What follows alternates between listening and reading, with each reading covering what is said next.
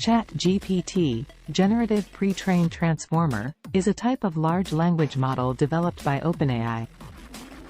It is based on deep learning algorithms and is capable of generating human-like text responses to various prompts or questions.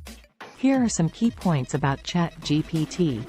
ChatGPT is a deep learning-based algorithm that uses large datasets to learn patterns in language and generate responses to text prompts. ChatGPT is a type of language model, which means it is trained to understand and generate natural language. ChatGPT is pre-trained on large datasets of text, such as Wikipedia or web pages, before being fine-tuned on specific tasks, such as text completion or answering questions. ChatGPT uses a transformer architecture, which allows it to process long sequences of text and capture contextual relationships between words and phrases. ChatGPT can be used for a variety of natural language processing, NLP, tasks, such as text completion, summarization, translation, and conversation generation.